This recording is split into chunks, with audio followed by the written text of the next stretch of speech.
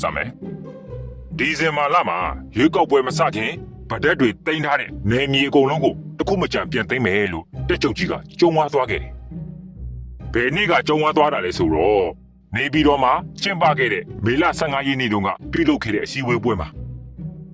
အဲ့ဒီအစည်းအဝေးပွဲကိုတန်နိုင်ငံလုံးမှာရှိတဲ့စစ်တိုင်းမှုတွေအကုန်တက်ခဲ့ရတယ်အစည်းအဝေးက2ရက်ကြာတယ်လူဝက်အစည်းအဝေးဘာအကြောင်းအရာဆွေးနွေးလဲဆိုတာဘယ်သူမှမသိကြပေမဲ့အစည်းအဝေးတက်တဲ့ဗိုလ်ချုပ်တွေကတညီတညွတ်ထဲပြောစကားတစ်ခုတည်းကိုပြောလာကြတယ်တက်ချုပ်ကြီးဒီတခါတကယ်ကြမ်းပြီတဲ့ပြည်သူတွေသူ့ကိုထောက်ခံကြမလားဆိုပြီးအချိန်ပေးထားခဲ့တာစောင့်နိုင်ခဲ့တဲ့အတိုင်းအတာတစ်ခုကိုကျော်လွန်သွားပြီတဲ့စိတ်သဘောထားပျော့ပြောင်းပြီးနှလုံးသားနူးညံ့တဲ့ကာချုပ်အုပ်ချုပ်တဲ့ကာလပြီးသွားပြီလို့ပြောတယ်အခုမြင်ရမှာကဘလူးစိတ်လိုခွေးစိတ်လိုပေါက်နေတဲ့ကာချုပ်လဲလို့ကြုံသွားတယ်ရှေ့ကနေတက်ချုပ်ကြီးကဒေါနဲ့မောနဲ့ကျိန်းလို့အချို့စစ်တိုင်းမှုတွေကြောက်ပြီးခြုံဝေးချငိုကြတယ်လို့တော့ပြန်ကြားရတယ်တိုင်းမှုတွေကိုလှုပ်ပိုင်ခွင့်ကုန်ပေးလိုက်ပြီစာတင်ကြောင်ပဲဖြစ်ဖြစ်ဆေးရုံပဲဖြစ်ဖြစ်ဖုန်ကြီးကြောင်ပဲဖြစ်ဖြစ်ဘာမှငဲ့ဖို့မလိုတော့ဘူးလို့လေအမိတ်ကိုအပြက်ပေးလိုက်တယ်ကုန်ဗျာမျိုးသမီးကလေးတွေရဟန်းတွေကအစရန်သူလိုမြင်ရမယ်လို့အမိတ်ကိုအပြက်ပေးလိုက်တာဗျ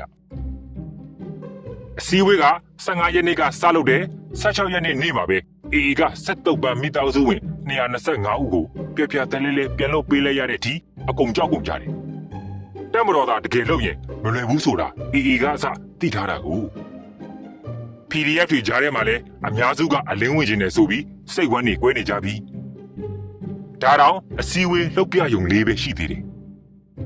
ကမ္ဘာအဆင့်35ကြီးတကယ်တိုက်ပြီဆိုရင်ဘယ်လောက်တောင်ကျန်းလိုက်မလဲဆိုတာ PDF တွေကအစအကုန်တွက်ဆမိထားကြပြီ PDF တွေအတွက်တော့တွေးလိုက်တိုင်းအိမ်မက်ဆိုးတွေဖြစ်ကုန်ကြနေပြီဗျတက်ထောက်ခံသူတွေအတွက်တော့တကယ် fighter တက်မတော်ကြီးကိုတကယ်ကြမ်းဖို့အတွက်၄နှစ်ကျော်တော့စောင့်ခဲ့ရတာမလားအဲ့ဒီနေ့ကမိတ်ဆွေမျိုးချစ်တယောက်ကျွန်တော်စီကို message လမ်းပို့တယ်အကိုကြီးအိပ်ပျော်နေတဲ့ကြားကြီးနိုးလာပြီတဲ့ကျွန်တော်လည်းပြန်ပို့လိုက်တယ်ငါတီးပြီးပြီလို့စာကအဆက်ဆက်မရှိပေမဲ့အဓိပ္ပာယ်ကိုကျွန်တော်တို့နှစ်ယောက်စလုံးနားလည်နေကြတယ်တတွင်းအမှန်တွေတင်ဆက်ပေးနေတဲ့ Because Inside